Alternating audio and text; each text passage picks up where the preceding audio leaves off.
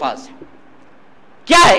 جب یہ واپس آئے ہیں اور حضرت عمر نے حضرت ابو بکر سے ذکر کیا ہے کہ معاملہ ایسا ہے آپ بھی دیکھتے ہیں، تو اب ایسی حیثیت میں اسامہ کا 700 لوگوں کو لے کر مدینے سے اتنی دور جانا اور جنگ کرنا عقل مندی نہیں ہے، ہم بعد میں بھی کر لے سکتے ہیں یہ بات. صدیق اکبر نے جواب دیا کہ خدا کی قسم کیا بات کرتے ہو، کیا بات کرتے ہو عمر تم؟ خدا کی قسم اگر مجھے پرندے اچک لے جائیں اور درندے مجھے کھا جائیں اور تم لوگ مجھے تنہا چھوڑ کے چلے جاؤ، تب بھی میں لشکر اسامہ کو روکنے والا نہیں ہوں. جس رسول کا فرمان میرے لیے ایمان ہے، جس رسول کے فرمان کی تکمیل کے لیے میں خلیفہ بنا ہوں، وہ خلیفہ میں بنتے ہی اس رسول کی نافرمانی کروں. اللہ اکبر، اللہ اکبر. صدیق اکبر کا ایمان اور فہم دیکھیے. یہاں نافرمانی کرنے کا کوئی سوال ہی نہیں ہے، یہاں تو تدبیر بیان ہو رہی ہے کہ دیکھو حالات ایسے نہیں ہیں. لیکن صدیق اکبر کا فہم دیکھیے، وہ کہتے ہیں کہ جس رسول کی فرما برداری کرنے کے لیے مجھے خلیفہ بنایا گیا ہے، اب میں خلیفے کی گدی پہ بیٹھتے ہی سب سے پہلے اسی رسول کی نافرمانی کروں. یہ کیسے سوچ لیا عمر تم؟ جاؤ، تمہیں نکلنا ہے. کیونکہ وہ بھی اسی کے اندر تھے. حضرت عمر کہتے ہیں کہ میں نے یہ جواب سنا تو خاموشی سے واپس پلٹ پڑا. پھر پہنچا میں اسامہ کے لشکر میں اور جواب دیا کہ چلو نکلنا ہے، کسی حالت میں حضرت ابو بکر ماننے والے نہیں ہیں. تو وہاں پر موجود بہت سے معمر صحابہ نے کہا کہ اچھا اگر ابو بکر بھیجنا ہی چاہتے ہیں، لیکن یہ نہ کیجئے کہ 17 سال کے ایک لڑکے کو سردار بنا کے بھیجیں. اس میں عمر موجود ہیں، بڑے بڑے بدری صحابہ موجود ہیں، کم از کم سردار ہی کو تبدیل کر دیا جائے تاکہ لوگ متفق ہو جائیں اور جنگ صحیح طرح سے لڑ سکے. جب یہ بات حضرت ابو بکر سنتے ہیں، کہتے ہیں کہ خدا کی قسم، جس لشکر کے امیر کو محمد الرسول اللہ صلی اللہ علیہ وسلم نے بنوایا تھا، جس لشکر کے امیر کا علم محمد الرسول اللہ صلی اللہ علیہ وسلم نے اسامہ ابن زید کے ہاتھ میں دیا تھا جھنڈا، میں اس کو تبدیل کر دوں، یہ کیسے ہو سکتا ہے؟ یہ کبھی نہیں ہو سکتا، بلکہ الٹا یہ ہو سکتا ہے کہ اسامہ سوار ہوں اور میں پیدل چلوں.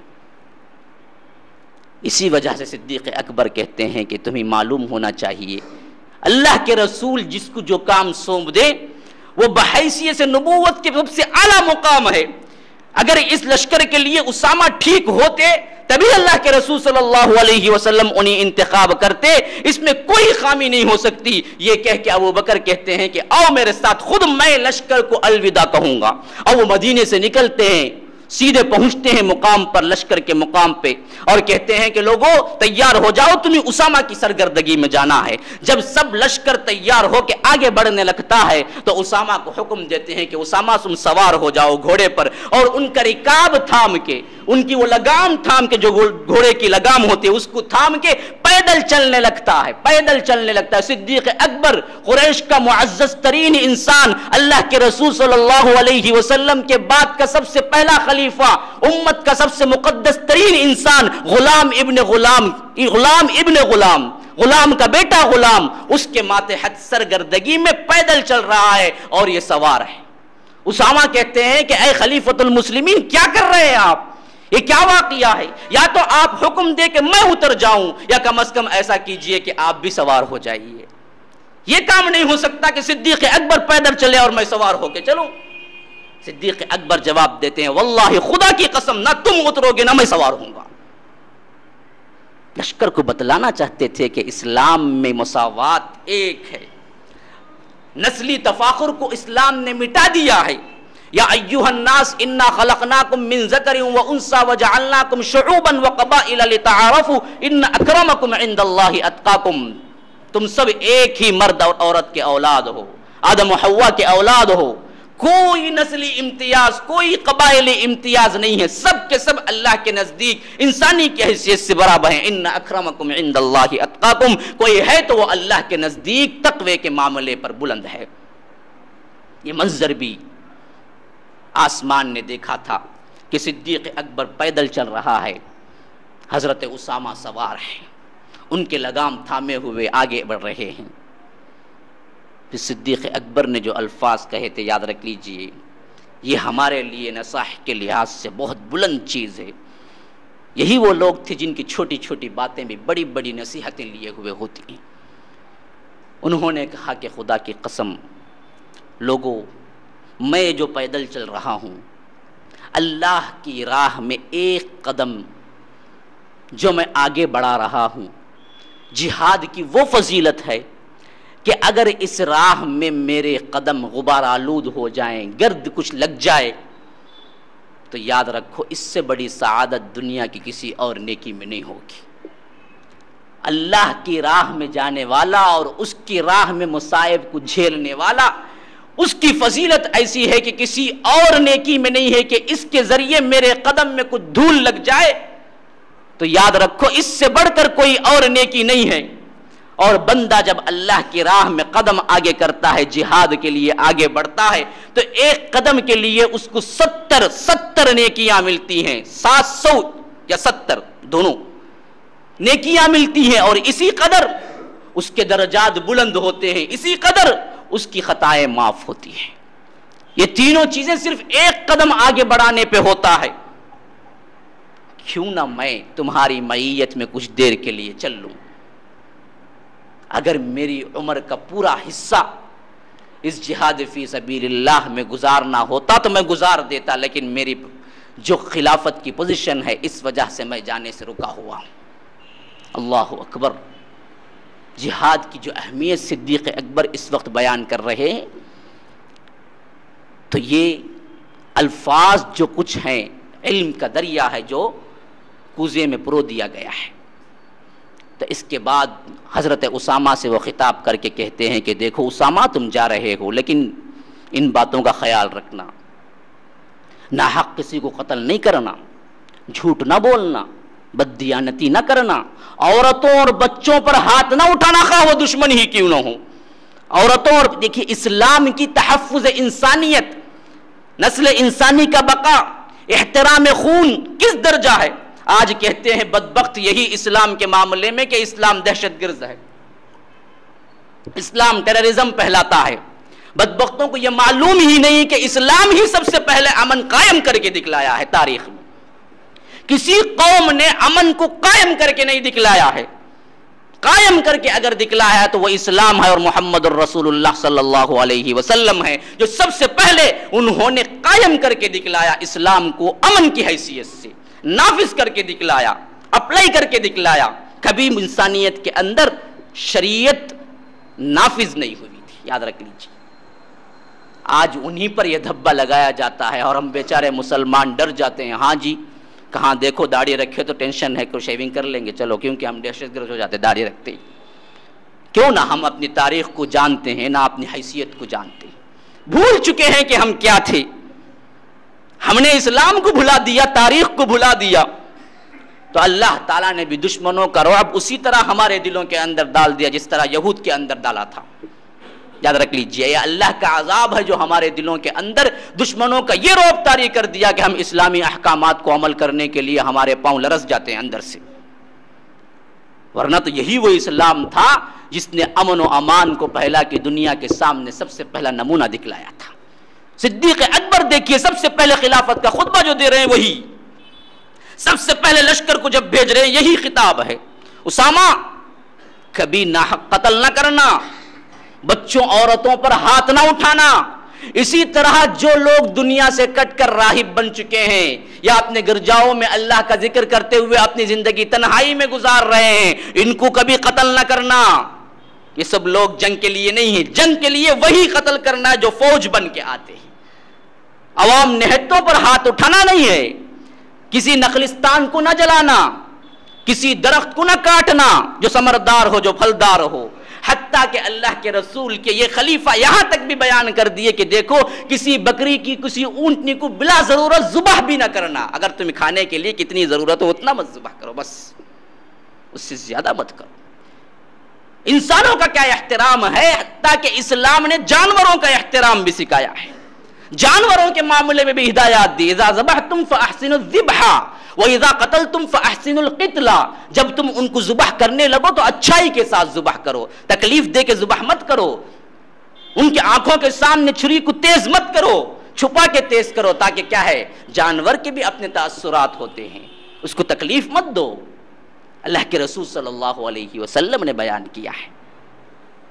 تو یہ اہمیت اسلام میں ہے، یہ تحفظ، یہ احترام انسانیت کا اسلام میں ہے، جس پہ آج دھبا لگایا جاتا ہے کہ یہ اسلام کیا ہے، خون بہانے والا مذہب ہے، تلوار کے زور سے پہلا، اور ہم مسلمان بھی سمجھتے ہیں کہ ہاں جی ایسا ہی ہوا تھا۔ تو یاد رکھ لیجئے اس سے بڑی بدبختی اور کیا ہو سکتی ہے۔ ہم تاریخ سے نا آشنا ہیں۔ تو غرض کے صدیق اکبر نے کا جو اقتدام تھا، یہ کیسے بعد میں ثمر آور ہوا ہے، فائدہ مند ہوا ہے۔ تو دیکھیے اب مدینے کی اتنی کمزور حالت میں اسامہ ابن زید 700 سواروں کو لے کر علل اعلان نکل کے جا رہے ہیں روم سے مقابلے کے لیے۔ اب جتنے اطراف و اکناف کے قبائل سنتے ہیں کہ مدینے سے لشکر روانہ ہوا ہے روم کے مقابلے کے لیے، تو جو سوچ رہے تھے کہ مدینے پہ حملہ کریں گے، اب تو اللہ کے رسول کی وفات کے بعد مسلمان کمزور ہو چکے ہیں، ان کے خیالات تبدیل ہو گئے۔ ارے یہاں تو کوئی کمزوری دکھائی نہیں دیتی، الٹا کیا ہے، روم سے مقابلے کے لیے جا رہے ہیں، پتہ نہیں کتنی فوج ہوگی، کتنی مضبوط ہوں گے یہ مدینے کے اندر، تب کہیں جا کے باہر فوج بھیج رہے ہیں۔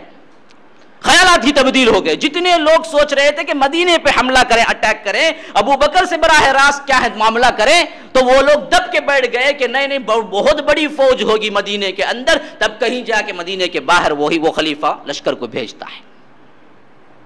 تو اس وجہ سے اسلام کی وہ دھاگ، وہ رعب پھر قائم ہو گیا، تو دشمنان اسلام تھی۔ اب دیکھیے اللہ تعالیٰ بھی 40 ہی دنوں کے اندر فتح کے ساتھ حضرت اسامہ کو واپس بھیجتا ہے۔ روم سے مقابلہ 700 سواروں کو لے کر جانے والا 17 سال کا بچہ، اللہ کے رسول کے حکم کی تکمیل میں دیکھیے اسلام کی بقا ہے، انسانیت کی بقا ہے۔ ہم مسلمانوں کی آج بھی ترقی کا راز اللہ کے رسول کے حکم کے عمل میں ہے۔ ہم ہیلے بہانے سوچتے ہیں کہ فلاں حکم وہ زمانے، اب سب بولے جائے کہ بھائی جھوٹ نہیں سہوں گا، کیا بھائی زندگی سود نہیں تو زندگی گزارنا، وہ زمانہ تھا بھائی بولے۔ ہم سمجھتے ہیں ہماری ترقی کا راز سود لینے میں ہے، ہماری ترقی کا راز بددیانتی میں ہے، ہماری ترقی کا راز جھوٹ میں ہے۔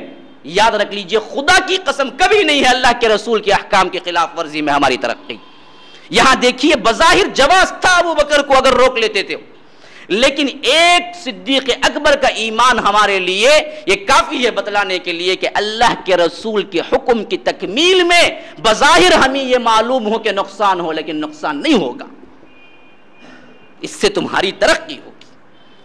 حضرت اسامہ کے لشکر کو بھیجا صدیق اکبر نے، تو اس کی دھاگ ایسی بیٹھی کہ کل مدینے اور اطراف کے جتنے قبائل تھے جو اسلام کا نام بول کے اسلام کے جانی دشمن بن چکے تھے، ارتداد کر چکے تھے، ان لوگوں کے دلوں کے اندر ایک رعب طاری ہو گیا کہ معاملہ ایسا نہیں ہے جو ہم نے سمجھا تھا۔ اور اللہ تعالیٰ نے فتح دی حضرت اسامہ کے ہاتھوں، لشکر روم کو مال غنیمت کے ساتھ 40 کی دنوں میں واپس مدینہ منورہ پہنچے۔ حضرت ابو بکر جب یہ معاملہ دیکھے تو مسلمانوں کے اندر اعلان کر دیا کہ اب ہمیں بقیہ جتنے لوگ ہیں جنہوں نے سرکشی اختیار کی ہے اللہ کے رسول صلی اللہ علیہ وسلم کی وفات کے بعد، ان سب سے نمٹنا ہے، اور اس معاملے میں کوئی تفریق نہیں کروں گا۔ جتنے لوگوں نے بھی اس دین سے روگردانی کی ہے یا اس دین کو بدلنے کی کوشش کی ہے، میں سب سے جنگ لڑوں گا۔ اس رائے میں بھی صرف ابو بکر تنہا ہے، ان کا ایمان ہے، بقیہ صحابہ اور ہیں۔ یہ وہ صدیقیت ہے، اس پر اور صحابہ فائز نہیں۔ اس معاملے میں بھی صحابہ نے کہا کہ اے خلیفۃ المسلمین، بات دیکھیے نازک ہے، بہت سے لوگوں نے ارتداد کیا ہے، کفر اختیار کیا ہے، دین ہی بدل دیے ہیں، ہاں ان سے معاملہ جنگ کا ہے، اور یہ بات بالکل صحیح بھی ہے کہ ہم ان سے جنگ کریں، لیکن جو لوگ کہتے ہیں کہ لا الہ الا اللہ محمد الرسول اللہ، اقام الصلاۃ قائم ہے، اور ایتاء الزکات اور قیام رمضان قائم ہے، یہ سب چیزیں قائم ہیں، روزہ بھی رکھتے ہیں، نماز بھی پڑھتے ہیں، لا الہ الا اللہ بھی بولتے ہیں۔ اب ان کا ایک معاملے میں انحراف ہے، صرف وہ کہتے ہیں کہ زکوٰۃ نہیں دیں گے، ایک ہی معاملہ ہے، بقیہ سب اللہ کو بھی مانتے ہیں، رسول کو بھی مانتے ہیں، نماز بھی 5 وقتہ پڑھتے ہیں، رمضان کے بھی روزے رکھتے ہیں، سب چیزیں ہیں۔ اور ان میں بھی 2 گروپ تھے، بعضوں نے کلی انکار کر دیا کہ ہم زکوٰۃ نہیں دیں گے، بعضوں نے کہا کہ ہم زکوٰۃ بھی دیں گے لیکن آپ کو نہیں دیں گے۔ انہوں نے کہا کہ آپ خلیفہ ہیں لیکن ہمارے اپنے قبیلے میں کیا ہے، ہم خود تقسیم کر لیں گے۔ اور انہوں نے بعض باتیں خود قرآن سے بھی دلیل پکڑ لی کہ خذ من اموالہم صدقۃ، سورہ توبہ کی آیت، خذ من اموالہم صدقۃ تطہرہم وتزکیہم بہا وصلی علیہم۔ اللہ تعالیٰ کہتا ہے کہ تم زکوٰۃ کو لو ان کے پاس سے تاکہ ان کی پاکی ہو مال کی۔ خود اللہ کے رسول کو حکم تھا کہ تم لو، اب اللہ کے رسول نہیں ہے تو انہوں نے کہا کہ خود ہے، یہاں پر خود اللہ کے رسول کو حکم تھا، اب اللہ کے رسول نہیں ہے تو اس وجہ سے ہم ہی تقسیم کر لیں گے، تب تھے تو تب لا کے دے دیتے تھے ہم۔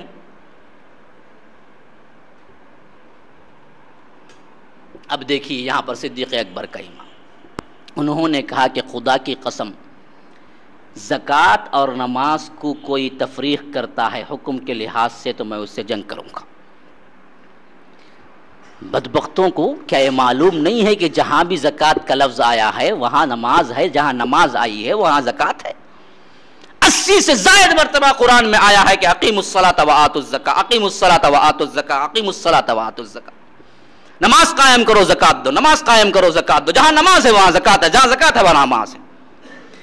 اب ان دونوں کے درمیان کوئی تفریق کرتا ہے کہ نماز پڑھوں گا زکوٰۃ نہیں دوں گا، وہ بھی کافر ہے، اسی سے میں جنگ کروں گا، اور اس معاملے میں میں رکوں گا نہیں، چھوٹ نہیں، پہلے ان سے جنگ کرو جو مرتد ہو گئے ہیں، پھر بعد میں ان سے نہیں، بیک وقت سب کے لیے کیا ہے میں لشکر بھیجوں گا۔ حتیٰ کہ حضرت عمر جیسی شخصیت بھی اس معاملے میں کیا ہے پیچھے ہے۔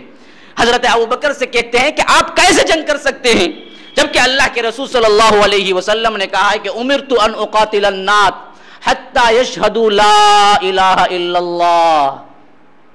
دیکھیے یہ بھی حدیث ہے جو حضرت ابوبکر کو حضرت عمر پیش کرتے ہیں، بخاری کی حدیث۔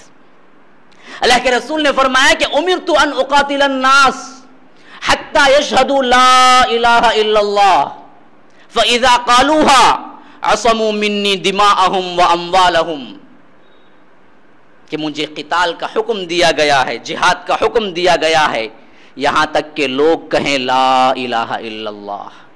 اگر یہ لا الہ الا اللہ کہنے لگے تو میں ان سے قتال کے لیے ہاتھ کھینچ لوں گا، ان کے جان ان کے مال محفوظ ہو جائیں گے، ان سے قتال نہیں ہوگا، وہ مسلمان ہیں۔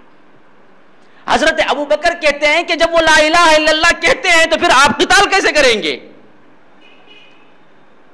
یہ فہم صدیق ہے۔ صدیق نے کہا کہ کیا تمہیں یہ آیت معلوم نہیں ہے؟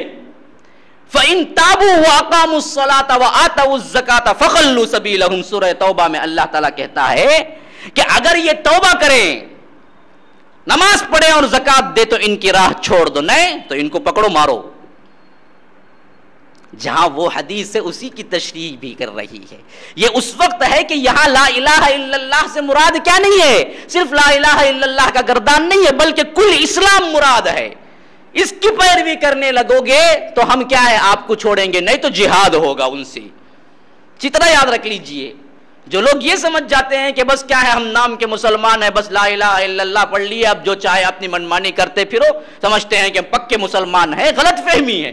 کل اسلام مراد ہوتا ہے لا الہ الا اللہ سے، کہ جب یہ چیز کل ارکان اسلام کی پیروی کرتا ہے تو اسلام میں وہ داخل ہوتا ہے مکمل طور پر۔ حضرت صدیق اکبر نے کہا کہ فَإِن تَابُوا، وہ توبہ کر لیں، وَأَقَامُوا الصَّلَاةَ، اور نماز قائم کریں، وَآتَوُا الزَّكَاةَ، اور زکوٰۃ ادا کریں، فَخَلُّوا سَبِيلَهُمْ، اب ان کی راہ کو چھوڑ دو۔ حضرت عمر کہتے ہیں کہ جب حضرت صدیق اکبر نے اس معاملے پر پختہ ارادہ کر لیا تو میں نے سمجھ لیا کہ وہ بالکل حق پر ہیں، بالکل صحیح کام کر رہے ہیں۔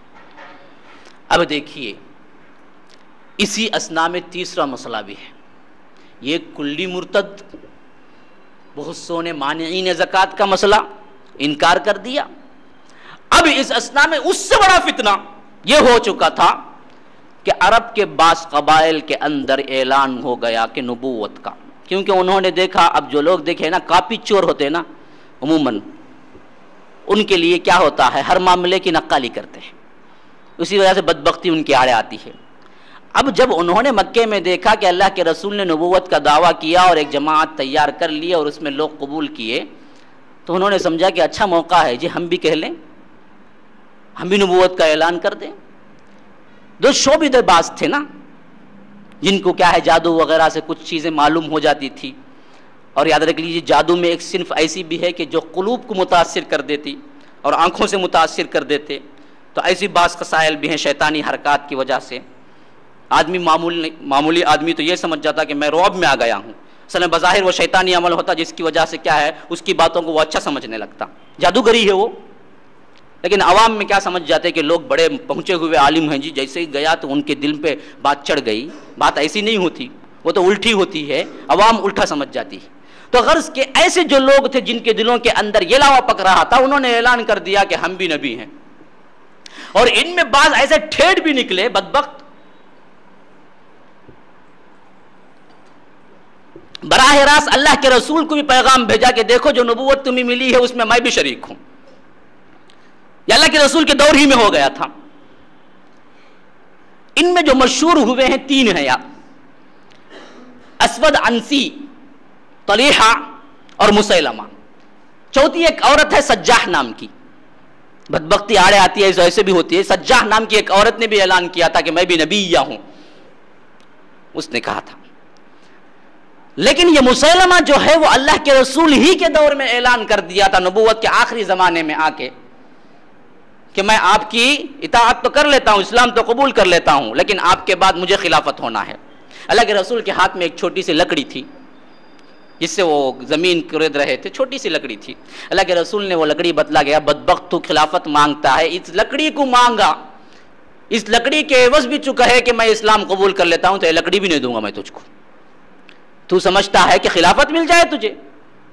تو اللہ کے رسول ڈانٹ کے اسے بھیج دیا. لیکن اس نے جا کے اعلان کیا، لیٹر لکھا کہ دیکھو میں نے کیا کیا ہے کہ اب جو نبوت مجھے ملی ہے اس میں میں آپ کا شریک ہوں، اور ہم دونوں برابر کے برابر کے آدھے آدھے شریک ہیں. آپ عرب کا ملک اٹھا لیجئے، میں امامہ کا ملک اٹھا لے جاؤں. میں آدھی نبوت میں تمہارا شریک ہوں، اور آپ وہاں کے رہیں، میں یہاں کا رہوں گا. آپ بھی مجھے مان لیں، میں بھی آپ کو مان لیتا ہوں. اللہ کے رسول صلی اللہ علیہ وسلم وفات ہی کے قریب اس کے لیے کوئی تدبیر کرنا ہی چاہتے تھے کہ وفات ہو چکی تھی. اور یہ سب سے پہلا مسئلہ پیش آیا حضرت صدیق اکبر کا. ان کی خلافت میں بیٹھتے ہی انہوں نے سوچا کہ سب سے پہلے ان لوگوں کی گرفت لینی چاہیے جنہوں نے نبوت کا دعویٰ کیا. کیوں؟ یہ ایک ایسا معاملہ ہے اور اتنا نازک معاملہ ہے. اس معاملے میں یاد رکھ لیجئے اس کی نزاکی، نازک پن اس حیثیت سے یاد رکھ لیجئے، اگر کوئی نبی ہے اس کو نہ مانیں گے کافر ہے، کوئی نبی نہیں ہے اس کو مان لیں گے کافر ہے. اتنا نازک مسئلہ ہے. کوئی نبی ہے نہیں مانیں گے تو انسان کافر ہو جاتا، کوئی نبی نہیں ہے اس کو مان لیں گے تو انسان کافر ہو جاتا. اس واسطے ہی اللہ کے رسول صلی اللہ علیہ وسلم نے اس معاملے میں بڑا واضح امت کو چھوڑا ہے کہ ہمیشہ اللہ کے رسول صلی اللہ علیہ وسلم نے لعنت کی ہے اور پیشن گوئی کے طور پہ بتلا دی ہے کہ میرے بعد 30 کذابون دجالون، 30 قسم کے ایسے کذاب دجال لوگ آئیں گے جو یزعم انہ نبی، کے ہر ایک کا دعویٰ یہ ہوگا کہ میں نبی ہوں، لیکن یاد رکھو جھوٹے ہیں، کذاب ہے، دجال ہے. تو اس حیثیت سے یاد رکھ لیجئے نبوت کا مسئلہ اسلام میں اللہ کے رسول صلی اللہ علیہ وسلم خاتم النبیین ہے، ان کے بعد کوئی نبی آنے والا نہیں. اور یہ صراحت کے ساتھ سورہ احزاب میں آ چکا ہے، ما کان محمد ابا احد من رجالکم، محمد الرسول اللہ صلی اللہ علیہ وسلم تمہارے باپوں میں سے، تمہارے مردوں میں سے کسی کے باپ نہیں ہیں. یعنی کوئی مرد بچہ انہیں اتنا بڑا نہیں ہوا ہے کہ وہ ان کے باپ بنے. ولیکن رسول اللہ، وہ اللہ کے رسول ہیں، وہ خاتم النبیین، اور نبوت کو ختم کرنے والے خاتم النبیین ہیں. اس کے بعد کوئی نبی آنے والا نہیں. اس کا دروازہ کھولنا، اس کا مدعا کرنا، دراصل اسلام میں اس کی سزا قتل ہے. آج کے زمانے کا فتنہ قادیانیت ہے ہمارے پاس، لوگ اس کو چونکتے نہیں ہیں، اس کے بارے میں صحیح معلومات ہیں. یاد رکھ لیجئے یہ بڑا متنبع اور خطرناک مسئلہ ہے. ہمارے مسلمانوں کے اندر بعض قادیانی لوگ ہیں، جو قادیان میں ایک شخص پیدا ہوا تھا غلام احمد قادیانی، قادیان پنجاب کا ایک صوبہ ہے، وہاں وہ پیدا ہوا تھا 100 سال پہلے، اور اس نے نبوت کا دعویٰ کیا تھا انگریز کی پیریڈ میں، گویا کہ وہ انگریز کا مداح تھا. انگریزوں نے خاص کر اسے نبی بنایا ہے، انگریزوں کا نبی ہے وہ، تاکہ مسلمان اس وقت بغاوت نہ کریں، آزادی نہ حاصل کریں، اس کی وجہ سے اس نے بنایا تھا باقاعدہ اس کو پیسے دے کر، اور اس نے اعلان کیا تھا نبوت کا، اور وہ بعد میں آگے چل کے اتنی پھیلی خود یہاں پر بھی موجود ہے، ایشیا کے کل ممالک میں موجود ہے قادیانی، اور ان لوگوں کا مرکز آج بھی موجود ہے یہاں پر، جو کہاں پر ہے، ہاں وڑا پلنی میں، اور وہاں پر ان لوگوں کے اجتماعات ہوتے ہیں مسلمانوں کے اندر، مسلمان کا نام لیتے ہیں، یہی کلمہ کہتے ہیں، لیکن قادیانی کو کیا ہے، نبی مانتے ہیں۔ کہیں دھوکے میں نہ آنا چاہیے، یاد رکھ لیجئے پکے کافر ہیں، کسی لحاظ سے مسلمان نہیں بنتے، جو اللہ کے رسول کو رسول نہیں، خاتم النبیین بھی ماننا ہے، صرف رسول مانتا ہے تو چلتا نہیں۔ اسی وجہ سے سب سے بڑی دلیل ہے ابو بکر صدیق کے نمونے میں یہاں پر اس خلافت کی زندگی میں، کہ جب مسیلمہ نے اعلان کیا تھا، طلیحہ نے اعلان کیا تھا، اسود عنسی نے اعلان کیا تھا، سجاح نے اعلان کیا تھا، ہر ایک کے خلاف حضرت ابو بکر صدیق نے الگ الگ لشکر تیار کیے اور حکم دیا کہ جاؤ جا کے لڑو، کوئی مباحثہ نہیں، کوئی ڈیبیٹ نہیں۔ یاد رکھ لیجئے جب وہ آیا تھا قادیان میں تو بعض مسلمانوں نے اس سے مناظرہ کیا ہے، لیکن اصل مسئلہ تو اس کا یہ تھا کہ کوئی مناظرہ ہی نہیں، کوئی کہتا ہے کہ میں نبی ہوں، اس کا سوال نہیں کہ بتاؤ تم کیسے نبی ہو، یہ نہیں، اسے جواب یہ کہ اس کو قتل کر دو، یہی جواب ہے اس کا، اس سے سوال جواب ہی ہوتا نہیں، اس سے بات چیت ہی نہیں کہ تم کہتے ہو تو صحیح ہے یا غلط، نہیں چلتا۔ اسی وجہ سے ہارون رشید کے زمانے میں آتا ہے کہ ایک شخص اسی طرح کا نبوت کا دعویٰ کیا تو بلا کوئی پوچھے اس کو قتل کر دیا، کیونکہ اس کی سزا ہے قتل، جواب ہی نہیں ہے اس میں۔ تو غرض کہ حضرت ابو بکر صدیق نے لشکر روانہ کیا ہے ان لوگوں کے خلاف کہ جاؤ ان سے جنگ لڑو، اور ان میں تو جو سب سے بڑی جنگ لڑی گئی ہے وہ مسیلمہ کی ہے، کیونکہ اس نے جو جمعیت پیدا کر لی تھی اس وقت 40,000 کی جمعیت تھی۔ دراصل اس نے یہ کر دیا تھا کہ اسلام کو بڑا آسان بنا دیا تھا، اور جو عرب قبائل میں جو اعرابی تھے، جو دیہاتی تھے، جنہوں نے سمجھا کہ صرف کیا ہے جبراً اسلام کو قبول کر لیا تھا، ابھی اسلام ان کے اندر دلوں کے اندر داخل نہیں ہوا تھا، اللہ کے رسول صلی اللہ علیہ وسلم کے پاس آ کے وہ رہے نہیں اور اس سے براہ راست علم حاصل نہیں کیے، وہ تو کیا ہے مفاد کے لیے بس مسلمان ہو گئے، جن کا ذکر سورہ حجرات میں آیا ہے کہ وقالت الاعراب آمنا قل لم تؤمنوا ولكن قولوا اسلمنا ولما يدخل الايمان في قلوبكم۔ اللہ تعالیٰ کہتا ہے کہ بعض دیہاتی لوگ آتے ہیں اللہ کے رسول کے پاس اور کہتے ہیں کہ ہم مومن ہیں، ہم ایمان لائے، الاعراب آمنا قل، اللہ کے رسول آپ کہہ دیجئے لم تؤمنوا، تم کہاں ایمان لائے، ولیکن قولوا اسلمنا، کہو کہ ہم مسلمان ہوئے۔ مومن اور مسلم میں فرق ہے، یاد رکھ لیجیے، مسلم کا مطلب ہے صرف اطاعت کر لینا، جبری اطاعت بھی، مومن وہ ہوتا ہے جو دل سے اطاعت کرتا ہے، دل میں ایمان داخل ہو جاتا ہے۔ اسی وجہ سے یہاں پر تفریق کر دیا گیا، قل لم تؤمنوا، تم اپنے آپ کو مومن مت کہو، کہو ولیکن قولوا اسلمنا، ہم مسلم ہوئے ہیں، ہم اطاعت بس حاصل کر لیے ہیں دل کے اندر، ولما يدخل الايمان في قلوبكم، آج تک کہ تمہارے دلوں کے اندر ایمان ابھی داخل بھی نہیں ہوا ہے۔ ایسے لوگ تھے بہت سے، تو یہ لوگ جب اللہ کے رسول کی وفات ہوئی تھی اور دیکھا کہ یہ نبی کا دین بڑا آسان ہے، اس نے یہ کر دیا تھا کہ چلو جی تمہیں شراب حلال ہے، زنا حلال ہے، نمازیں بھی معاف کر دی تھی، نمازیں بھی معاف کر دی تھی۔ اور یہ سجاح نامی جو عورت، اس نے نبوت کا دعویٰ کیا تھا، اس نے بھی زنا کو حلال کر دیا، شراب کو بھی حلال کر دیا، لیکن نماز باقی رکھی تھی۔ اب یہ دونوں کا ملن بھی ہوا ہے، عجیب اتفاق دیکھیے، نبی یا جھوٹی ہے یہ بھی اور وہ بھی جھوٹا ہے، جب دونوں چل کے ایک ہی مقام پہ آئے اور بیچ میں خالد ابن الولید کا لشکر آیا تھا اس کے مقابلے کے لیے، تو مسلمہ نے خط لکھا کہ دیکھو جی تو بھی نبی ہے میں بھی نبی ہوں، اور دونوں کو معلوم تھا کہ دونوں جھوٹے ہیں، تو اس وجہ سے اس نے پیغام دیا کہ کیوں نہ ہم دونوں بات چیت کر لیں، تیرا ارادہ کیا ہے؟ اس نے کہا کہ سجاح نے میں بھی مدینے پہ حملہ ہی کرنا چاہتی ہوں۔ مسلمہ نے کہا کہ میرا بھی ارادہ وہی ہے کہ میں ہی مدینے پہ حملہ کروں، جب ہمارا مقصد بھی دونوں یہ ہے اور دونوں نبی آئیں کہ آؤ، تو اس نے کہا کہ دیکھو تم اکیلی آ جاؤ، پہلے ہم دونوں بات چیت کر لیں گے، پھر اس کے بعد کیا ہے طے کر لیں گے کیا کرنا ہے۔ جب وہ آئی تھی مسلمہ کے پاس سجاح، تو بات چیت ہوئی، تو اس نے کہا کہ دیکھو تو بھی نبی ہے میں بھی نبی ہوں، اب کیا مذائقہ ہے کہ ہم دونوں میاں بیوی بن جائیں، نکاح کر لیں، شوہر بھی نبی ہو جاتا بیوی بھی نبی ہو جاتی۔ اسے بھی اچھا ہی لگا، اور کیا چاہیے. تو غرض کیا ہے، ان لوگوں کا نکاح بھی ہوا اور 3 دن یہ مسلمہ کے ساتھ ہی رہی سجا. اب یہ نکاح کے بعد جب واپس اپنے لشکر میں گئی تھی یہ بعد میں، تو وہاں کے قوم کے لوگوں نے پوچھا کہ اچھا نکاح ہو گیا تو مہر کیا دیا مسلمہ نے؟ مہر تو ضروری ہے، وہ بھی تو مانتے تھے.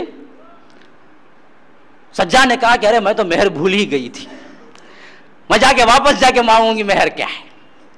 پھر وہ واپس آئی مسلمہ کے پاس اور مسلمہ سے کہا کہ مہر تم نے دیا ہی نہیں، شادی بھی کر لی. مسلمہ نے کہا کہ اچھا بات سنو، ایسا کر لو کہ مہر میں جو تم 5 نمازیں پڑھتے ہو عشاء اور فجر معاف ہیں، چلو میں تمہیں معاف کر دیا، مہر دے دیا، اب صرف 3 نمازیں تمہارے لیے. یہ تاریخی واقعات ہیں. اس وجہ سے میں بتا رہا ہوں کہ اسلام کو جب چھوڑے گا انسان، یاد رکھ لیجئے بدبختی اسے لے کے کہیں پہنچ جاتی ہے، بے وقوفی کے اندر.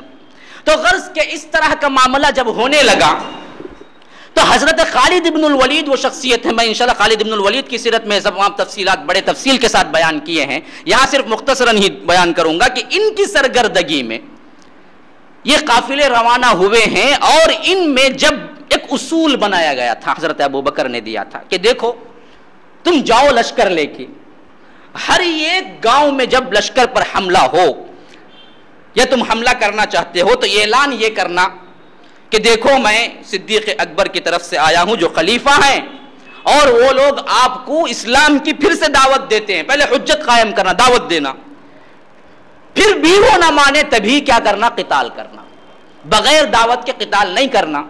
اور اس کا طریقہ کار یہ کیا گیا کہ اعلان کر دیا گیا کہ جب بھی ایسے لوگ آئیں تو وہ اذان کہیں گے. اگر بستی کے لوگ بھی واپسی میں اذان کہیں تو سمجھ لینا یہ بھی مسلمان ہے اور ان سے کیا نہیں کرنا، جہاد نہیں کرنا، قتال نہیں کرنا، آگے بڑھ جانا. لیکن یہ لوگ ہڈرمی میں رہیں اور اذان کا جواب اذان سے نہ دیں تو پھر اس کے بعد اس لشکر پر، اس گاؤں پر چڑھائی کرنا.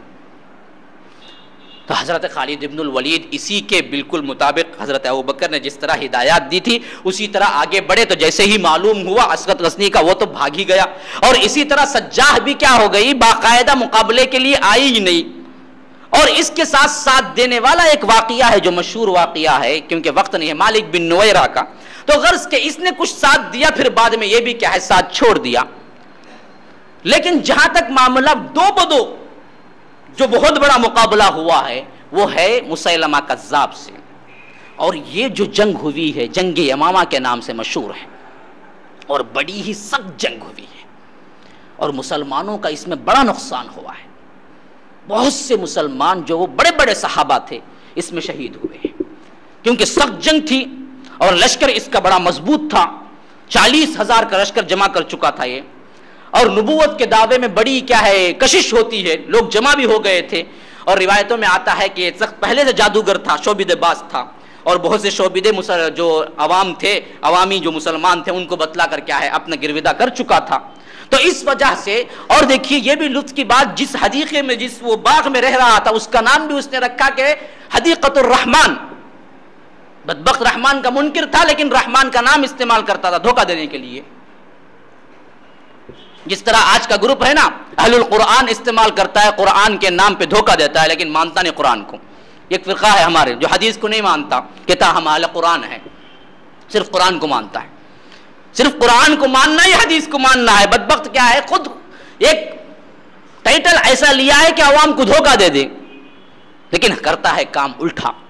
بعینی ہی وہ حدیقۃ الرحمن نام رکھا تھا لیکن خلاف میں، رحمان کو تو مانتا ہی نہیں تھا.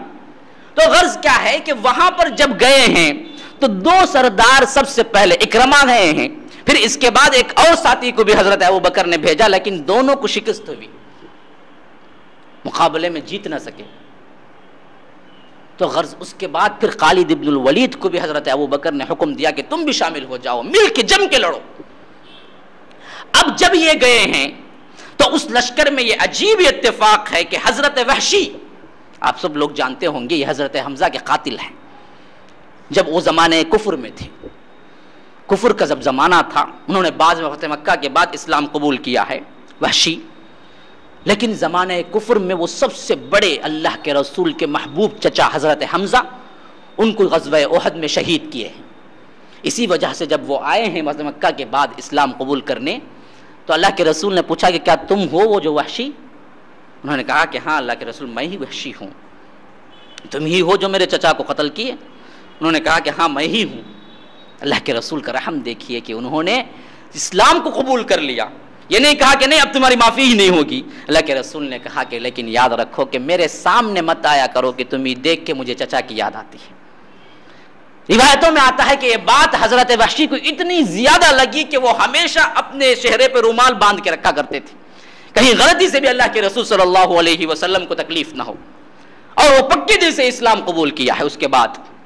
تو اس وقت وہ کہتے ہیں کہ اسی دن سے میرے اندر یہ تھا کہ جس طرح میں زمانہ اسلام میں ایک بہت بڑی شخصیت کو میں نے قتل کیا ہے اسی زمانہ کفر میں، اسی طرح میں زمانہ اسلام میں بھی کوئی بڑا کارنامہ انجام دوں۔ اور صدیق اکبر کی خلافت میں جب مسیلمہ کے لیے لشکر تیار ہوا تو میری دلی تمنا تھی کہ میں مسیلمہ کو وہی نیزہ، اسی طرح جس طرح میں نے حضرت حمزہ کو نیزہ پھینک کے قتل کیا تھا، اس کو بھی قتل کروں۔ اسی نیت سے میں شامل ہو گیا تھا جنگ یمامہ میں۔ اور یہ کردار ایک عورت کا بھی ہے، عورتیں بھی یہاں پر بیٹھی ہوئی ہیں، سن لیجئے۔ یہی وہ جنگ یمامہ ہے جن میں خنسا جو بہت بڑی شاعرہ ہے، بہت بڑی شاعرہ ہے، اتنے بڑے شاعر ہونے، یہ وہ عورت ہیں جن کو سب شعراء نے مل کے حرم کے اندر سجدہ کیا تھا۔ کسی عورت کے لیے اتنا بڑا اعزاز نہیں ہو زمانہ جاہلیت میں، بہت بڑی شاعرہ تھی۔ لیکن جب اسلام قبول کیا تو ان کا کردار دیکھیے، ان کے 4 بیٹے تھے، چاروں اس جنگ میں شہید ہوئے۔ جب اطلاع دی گئی کہ 4 بیٹے شہید ہو چکے ہیں، الحمدللہ کہا، اللہ کا شکر ہے کہ اس نے میرے بیٹوں کو قبول کر لیا، کوئی غم نہیں، کوئی رنج نہیں، کوئی شکایت کا کلمہ نہیں، بلکہ الٹا کہا کہ اللہ کی بہت بڑی حمد ہے کہ اس نے میرے بیٹوں کو قبول کر لیا۔ تو یہ جو لشکر روانہ ہوا ہے خالد ابن الولید کی سرگردگی میں، اور باقاعدہ جب جنگ ہوئی ہے تو جنگ 3 دن تک کوئی نتیجہ نہیں رہا اور بڑی سخت جنگ ہوئی ہے۔ پھر اس کے بعد حضرت زرار، حضرت زید بن خطاب، حضرت عمر کے بھائی ہیں، اس جنگ میں شہید ہوئے ہیں۔ ایسے بڑے بڑے صحابہ کی قربانیوں کی وجہ سے اس نے بدبخت نے یہ کیا تھا کہ وہ جو باغ تھا، وہ باغ کے دروازے کو بند کر کے وہ اندر محصور ہو کے بیٹھ گیا تھا، اور باغ کی جو دیواریں تھیں وہ بڑی اونچی تھی اور فصیل جو تھی وہ بڑی مضبوط تھی۔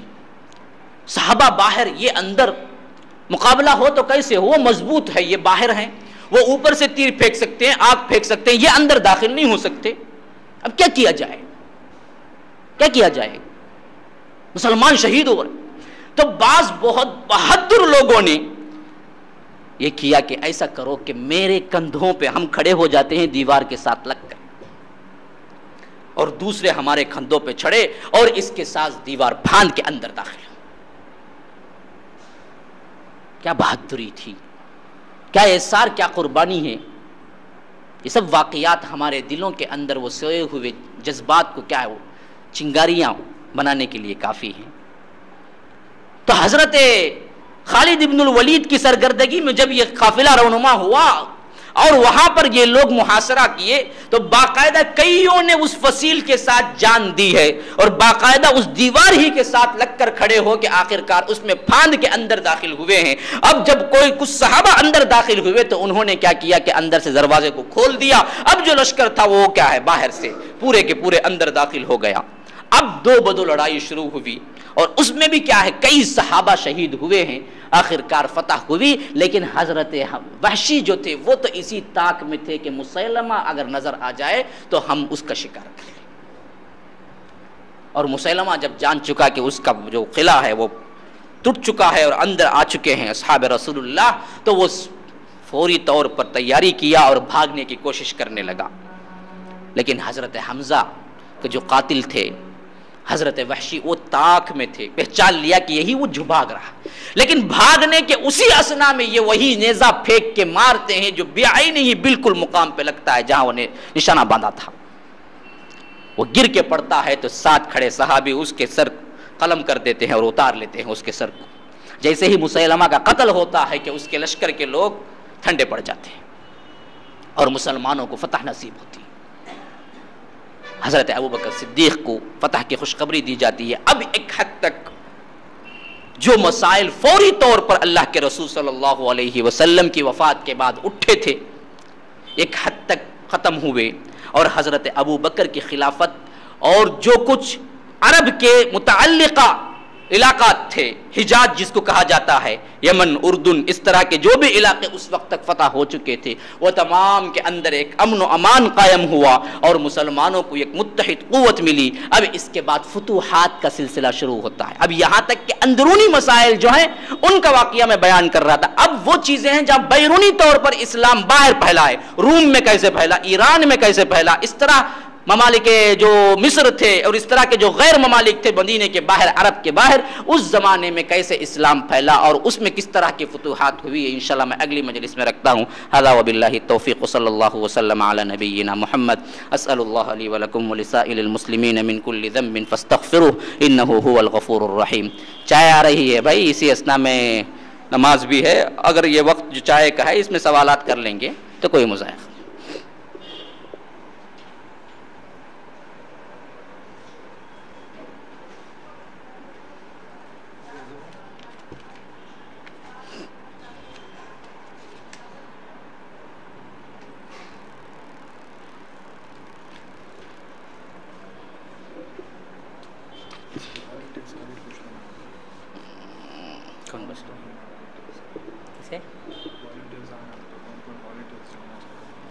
کون بولے تھے؟ ویسا عموماً بولے تو کھانجا کو دیں گے ہم۔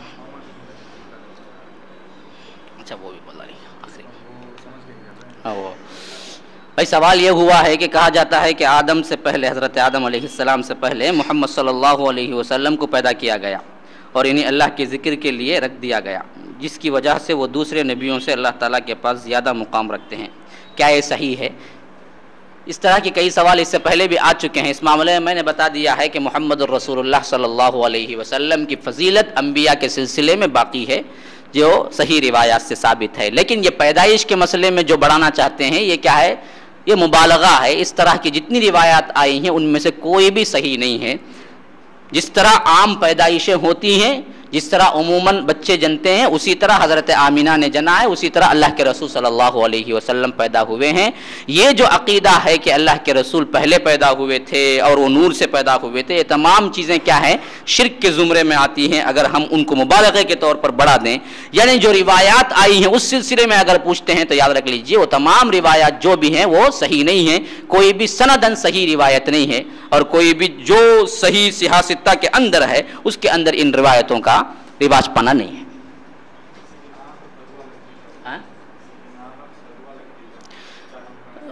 بددعا کے سلسلے میں سوال ہوا ہے کہ کیا ناحق بددعا لگتی ہے ماں باپ کی یا کسی کی بھی؟ تو یاد رکھ لیجئے بددعا اور دعا جہاں تک ڈرنے کا مسئلہ ہے، ہمیں اصول یہی دیا گیا ہے کہ اتقوا دعوت المظلوم، مظلوم کی بددعا سے بچو، ظالم کی بددعا بددعا نہیں ہوتی۔ اب آپ جب لاحق استعمال کر لیں گے تو وہ ظالم ہی رہے گا۔ جہاں تک معاملہ ڈرنے کا اور احتیاط کرنے کا سوال کیا گیا اور حقوق بیان کیا گئے ہیں وہ یہی ہیں کہ مظلوم کی بددعا جو حق کے ساتھ وہ لگتی ہے، لیکن ناحق اگر کوئی کہے اور آپ حق پہ ہیں تو اس معاملے میں کوئی ڈرنے کا اصول نہیں ہے، اس معاملے میں آ کے حق پہ رہیں گے۔ اب اس طریقے کی جو بھی بددعائیں رواج پا چکی ہیں یہ چیزیں نہ آپ کو ڈرنا چاہیے، نہ وہ چیزیں آپ کے لیے کیا ہیں مضر ثابت ہو سکتی۔ ہاں بھائی ایک اہم ضروری اعلان ہے کہ مرکزی جمعیت اہل حدیث کی طرف سے کہ 30 تاریخ کو اس مہینے کے کانفرنس رکھی گئی ہے، عظمت صحابہ، عظمت قرآن اور حدیث کے نام پر کانفرنس، اور آپ تمام لوگوں کی شرکت اس میں بہت ضروری ہے۔ کیا اس میں تعداد میں بڑی تعداد میں جمع ہو کر اس کانفرنس کو کامیاب کرنا آپ لوگوں کی ذمہ داری سمجھیے۔ تو اس سلسلے میں ایک درخواست یہ ہے کہ اس دن کے لیے والنٹریز کی ضرورت ہے، مردوں میں بھی اور خواتین میں بھی، عورتوں میں بھی، اس کے لیے ہمارے پاس فارم آئے ہوئے ہیں جو حضرات اللہ کے لیے اس کار خیر میں شریک ہونا چاہتے ہیں اور ثواب کے اہم مواقع ہیں جو آپ حاصل کرنے کے لیے ہیں، تو اس میں جو حصے دار بننا چاہتے ہیں، صبح 10 بجے کانفرنس شروع ہوگی اور کھانے کا بھی وہی انتظام ہے، پھر اس کے ساتھ ساتھ وہ 9 بجے کے اندر اندر کانفرنس ختم ہو جائے گی، اور یہ مقام ہے بیگم شافیہ پیرمبور کی جو مسجد ہے، مسجد الاخلاص، وہاں پر یہ کانفرنس ہے۔ آنے والی تقریباً 2 ہفتے کے بعد کی اتوار 30 تاریخ کو، اتوار کا دن چھٹی ہی ہوگا، اس وجہ سے اس کار خیر سے فائدہ اٹھائیں آپ لوگ، اور جو کچھ مناسب اوقات ہیں یا جن کے لیے کیا ہے جائز ہے اور جن کے لیے اوقات مہیا ہیں، کوئی اہم کام نہیں ہے، تو ان کے لیے ضروری چیز ہے کہ آپ بھی شریک ہوں والنٹیئرز کے حیثیت میں۔ یہ نہیں کہ آپ سننے کے لیے سامع کی حیثیت سے شریک ہوں، بلکہ والنٹیئرز کی حیثیت سے شریک ہوں، اور عورتوں سے بھی درخواست ہے کہ وہ بھی اگر تیار ہیں تو ہمارے جو طلبہ ہیں ان کے پاس سے فارم حاصل کر لیں اور اس میں فل کر دیں، اور آپ کو کال فار کر لیا جائے گا۔ یہاں پر مردوں میں کوئی سوال ہو تو کر سکتے ہیں۔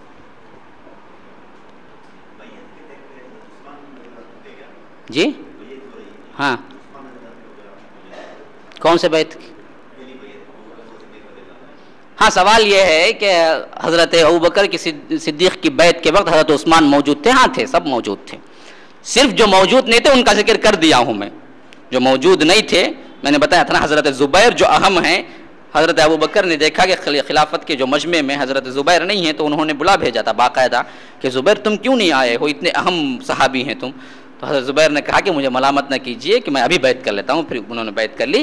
اسی طرح کیا حضرت علی کو بھی جب نظر ڈالے تھے تو نہیں ملے، تو اسی وجہ سے روایت میں یہ بھی آیا ہے کہ ان کو بھی بلایا گیا اور ان سے پوچھا گیا کہ حضرت علی تم نہیں آئے تھے، تو انہوں نے کہا کہ مجھے ہی ملامت نہ کیجئے، میں ابھی بیعت کر لیتا ہوں، اور انہوں نے بیعت کر لی۔ یہ 2 اشخاص نہیں تھے ان کے بارے میں آیا ہے، متفقہ سب تو تھے۔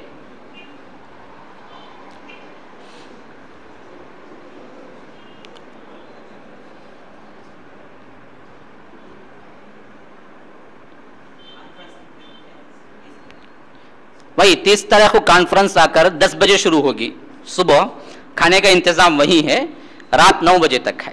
ہاں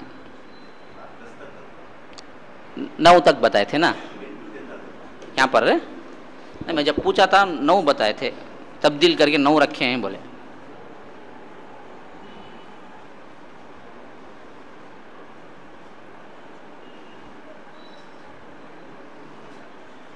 ہاں تو نہیں ہے ٹائم ہی۔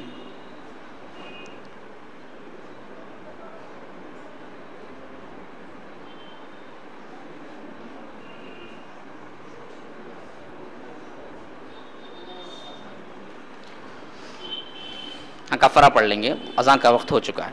سبحان اللہ وبحمدہ، سبحانک اللہم وبحمدک، الرحیم الف لام میم غلبت الروم فی ادنى الارض وهم من بعد غلبهم سيغلبون فی بضع سنین للہ الامر من قبل ومن بعد ويومئذ يفرح المؤمنون بنصر الله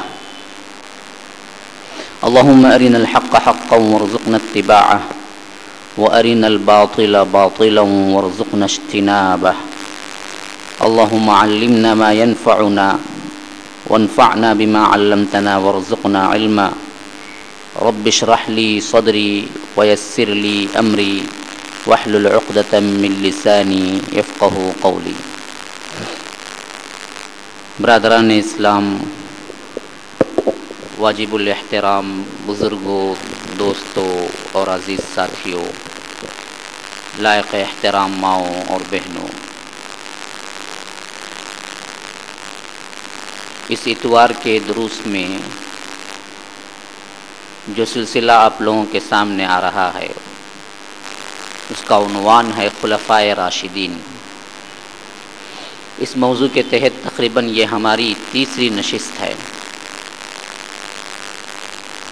گزشتہ کے جو اسباق گزر چکے ہیں ان میں ہم نے خلافت اور خلیفے کی اصطلاحی اور شرعی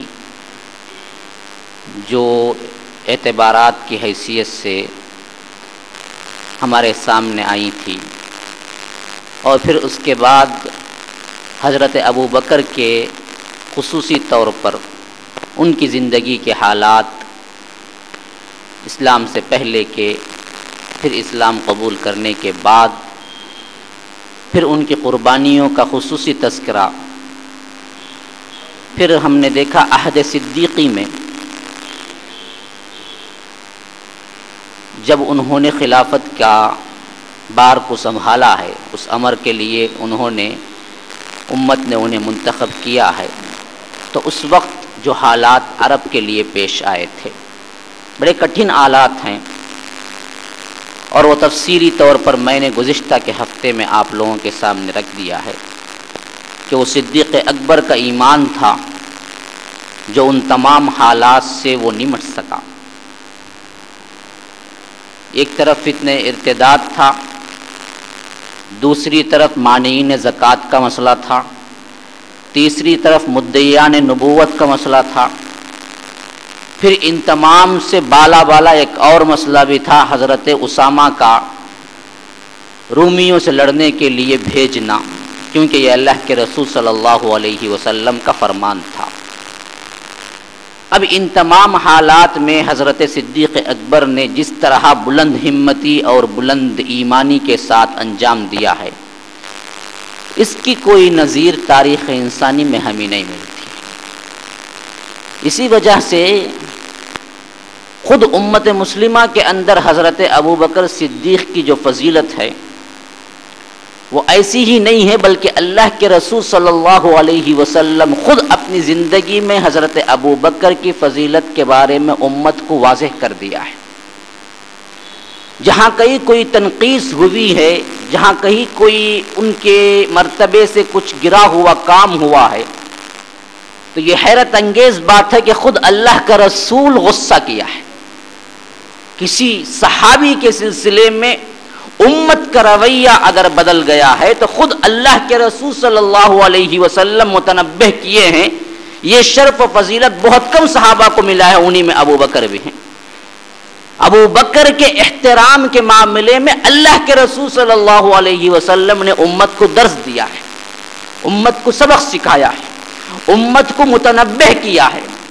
جیسا کہ ہم دیکھتے ہیں بخاری و مسلم کی روایت میں واقعہ موجود ہے کہ حضرت ابو بکر و عمر کے درمیان ایک مرتبہ مکالمہ ہوا، بات چیت ہو گئی، اور وہ بات چیت کچھ نزاع کا معاملہ بن گئی، جھگڑے کا معاملہ بن گئی، اور زیادتی تھی ابو بکر کی۔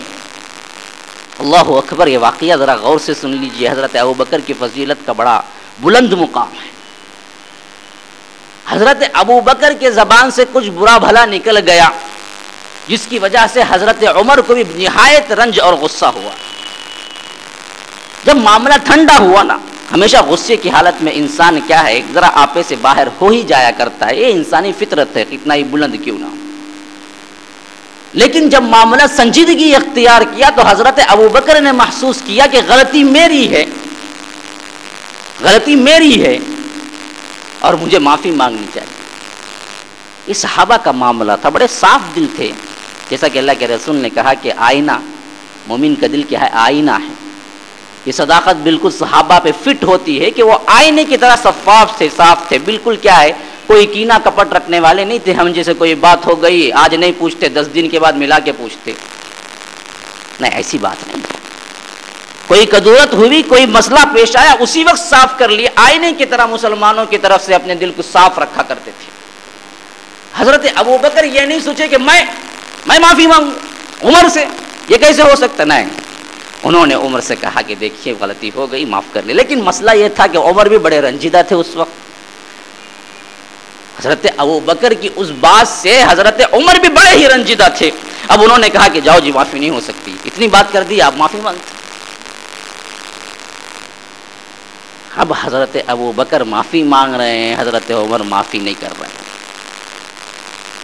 حضرت ابو بکر کو بڑا رنج ہوا، جو ہو چکا، میں معافی مانگتا ہوں، لیکن ابو بکر عمر کیا ہے، راضی نہیں ہے اس سلسلے۔ تو وہ آئے ہیں سیدھے اللہ کے رسول صلی اللہ علیہ وسلم کے پاس، اور انہوں نے کہا کہ اللہ کے رسول دیکھیے میرا معاملہ کیا ہے۔ یہ واقعہ بھی یاد رکھ لیجئے، جب مجلس میں آئے تھے ابو بکر تو اللہ کے رسول نے دور سے دیکھا تھا، بڑے پیارے انداز میں کہا تھا کہ صاحب جو آ رہے ہیں شاید کیا ہے کسی سے لڑ جھگڑ کے آ رہے ہیں۔ کتنے نواز تھے، دیکھیے اپنے دوست کا کتنا بلند معیار، کتنے دوستی اور قریبی تعلقات تھے کہ چہرے سے بہت دور سے بھانپ لیے کہ ابو بکر کا عام رویہ تو ایسا نہیں ہوتا، اب تیزی سے آ رہے ہیں تو ضرور کسی سے جھگڑا ہوا ہے میرے صاحب کا، میرے دوست کا. یہ اللہ کے رسول اور حضرت ابو بکر کی قربت ہے اتری. تو غرض وہ آئے تھے، ابو بکر نے کہا کہ اللہ کے رسول دیکھیے کہ معاملہ ایسا ایسا ہوا تھا، اور حضرت عمر کو میں نے معافی بھی طلب کر لی، لیکن حضرت عمر غصے میں ہیں، معاف نہیں کر رہے ہیں. یہ سننا تھا کہ اللہ کے رسول کا چہرہ متغیر ہو گیا. اب یہاں پر دیکھیے حضرت عمر کا بھی جب رنج کا وہ حال ذرا ٹھنڈا پڑا، سنجیدگی اختیار کی ہے، تو انہوں نے سوچا ارے میں نے کتنی بڑی غلطی کر دی، ابو بکر معافی مانگ رہا ہے، میں نے اس کا کوئی جواب نہیں دیا، اللہ اکبر، یہ کیا معاملہ ہو گیا. اب وہ لگے بندے بھاگے بھاگے پہنچے ہیں اللہ کے رسول کے اس صحابی کے گھر کو، ابو بکر کے. ڈھونڈا ہے تو وہاں پر نہیں. انہوں نے سوچا کہ ضرور یہ واقعہ اللہ کے رسول تک پہنچ گیا ہو، کیونکہ گھر پہ نہیں ہے تو وہیں پر رہیں گے. اب وہاں سے وہ نکلے ہیں سیدھے. اب وہاں پر دوڑتے ہوئے جب پہنچے ہیں تو دیکھا کہ اللہ کے رسول موجود ہیں، ابو بکر موجود ہیں. سمجھ گئے کہ معاملہ اب تک تو وہاں پر پہنچ بھی چکا ہے، ابو بکر بھی موجود ہے. اب وہ جیسے ہی دربار کے اندر، دربار نبوی میں داخل ہوتے ہیں، صحابہ کی اس مجلس میں آتے ہیں، تو اللہ کے رسول صلی اللہ علیہ وسلم کا وہ غصے کا چہرہ اور زیادہ غصے سے سرخ ہو جاتا ہے. حتیٰ کہ حضرت ابو بکر جب دیکھتے ہیں کہ اتنا زیادہ غصہ عمر پہ ہو رہے ہیں تو وہ گھٹنے کے بل بیٹھ جاتے ہیں، بیٹھ کے کہتے ہیں اللہ کے رسول دیکھیے میری غلطی ہے، میری غلطی ہے، عمر کی نہیں ہے. یعنی اللہ کے رسول کا عمر کو دیکھنے کا انداز اتنا زیادہ غصہ اور اتنا زیادہ شدید تھا کہ حضرت ابو بکر نے سوچا کہ کچھ نہ کچھ کلمات اللہ کے رسول عمر کے لیے کہہ دیں گے، جبکہ عمر کی غلطی نہیں ہے، میری غلطی ہے. اسی وجہ سے گھٹنے کے بل بیٹھ گئے اور کہا کہ اللہ کے رسول دیکھیے میری غلطی ہے، عمر کی کوئی غلطی نہیں ہے. لیکن جب قریب آئے تو اللہ کے رسول نے کہا یاد رکھو ابو بکر وہ شخص ہے جب لوگوں نے تکذیب کی تھی انہوں نے میری تصدیق کی، جب لوگوں نے منہ پھیر لیا انہوں نے اپنا مال اس کے لیے نچھاور کر دیا، جب لوگوں نے روگردانی کی انہوں نے میرا ساتھ دیا. کیا اس کی وجہ سے ابو بکر کو نہیں چھوڑو گے؟ کیا یہ 3 مرتبہ یہ الفاظ کہے ہیں اللہ کے رسول صلی اللہ علیہ وسلم، ان قربانیوں کی وجہ سے تم ابو بکر کو نہیں چھوڑو گے، ان قربانیوں کی وجہ سے تم ابو بکر کو نہیں چھوڑو گے. یعنی ان کا مقام اتنا بلند ہے، اتنا بلند ہے، کبھی کبھار کچھ انسانی تقاضے کی حیثیت سے کچھ غلطی ہو جائے تو تم ابو بکر کو پکڑ لو گے، اس سلسلے میں نہیں چھوڑو گے، ان کے ساتھ رعایت نہیں برتو گے، جبکہ ان کا مقام میرے ہاں اتنا بلند ہے. صحابہ کو تنبیہ کر رہے ہیں، صحابہ کو، اور وہ بھی کون ہے؟ وہ بھی حضرت عمر ہے، جن کے بارے میں اللہ کے رسول نے کہا تھا کہ شیطان بھی ڈر جاتا. جہاں عمر ہوتا ہے وہاں شیطان ہوتا نہیں ہے. جس گلی سے گزرتا ہے اس گلی سے گزرنے کی ہمت نہیں رکھتا ہے شیطان. ایسے عمر کے سلسلے میں بھی ابو بکر کا معاملہ آیا تو فضیلت والا ابو بکر ہوا اور اس کو بھی تنبیہ کر دی گئی، دیکھو یہ معاملہ بڑا ہی بلند ہے. یہ وہ ایمانی تقاضا اور ایثار اور قربانی کا معاملہ تھا اللہ کے رسول صلی اللہ علیہ وسلم کے ساتھ، جو ہم دیکھتے ہیں کہ خلافت پر بیٹھنے کے بعد حضرت ابو بکر نے جس تندہی کے ساتھ، جس بلند ہمتی کے ساتھ جو ایمانی فیصلے کیے ہیں، یہ خود حضرت عمر بھی اس وقت نہ کر سکے. جیسا کہ مانعین زکوٰۃ کے سلسلے میں چٹان بن گئے تھے. چٹان انہوں نے کہا کہ ایبدل الدین وانا حی، دین تبدیل کر دیا جائے میں زندہ رہوں یہ کبھی نہیں ہو سکتا. میرے ٹکڑے ٹکڑے کر دیے جائیں، پرندے میرے اعضاء کو اچک کر لے چلے جائیں، تبھی بھی میں مانعین زکوٰۃ کے معاملے میں خاموش نہیں بیٹھ سکتا، قتال کروں گا، ضرور کروں. دین کو تبدیل کر دیا جائے، زکوٰۃ دینے والا اللہ کے رسول کے دور میں اب نہ دے، اس سے بھی میں زکوٰۃ کے لیے کیا کروں گا؟ قتال کروں گا. یاد رکھ لیجئے بڑا اہم مسئلہ ہے جو آج کے ایک فتنے کے دور میں، جس میں کیا ہے ایک مرتبہ زکوٰۃ دینے کے لیے معافی کا اعلان کیا جاتا ہے کہ بس جی زندگی میں ایک مرتبہ دے دو کافی ہے تمہارے لیے.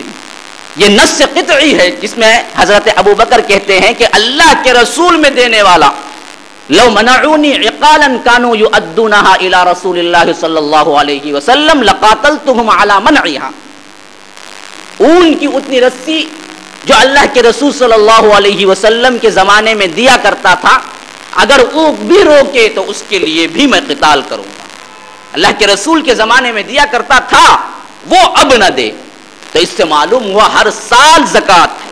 اور اسی وجہ سے جو زکوٰۃ دینے کے قائل تھے اس وقت، انہوں نے کہا کہ ہم ابو بکر کو نہیں دیں گے، اپنے علاقے میں تقسیم کر لیں گے۔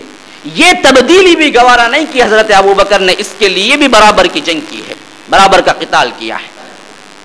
اسی طرح یاد رکھ لیجئے جیش اسامہ کو بھیجنے کے سلسلے میں بھی وہی چٹان حضرت عمر نرم پڑ گئے ہیں، کہہ رہے ہیں کہ حالات ہیں نہیں، بالکل کیا ہے نامناسب ہیں، لیکن ابو بکر نے کہا کہ کیسے ہو سکتا ہے کہ فرمان نبوی کو میں ٹال دوں جبکہ انہی کے مسند میں پہلے بیٹھا ہوں، انہی کا خلیفہ بن کے بیٹھا ہوں۔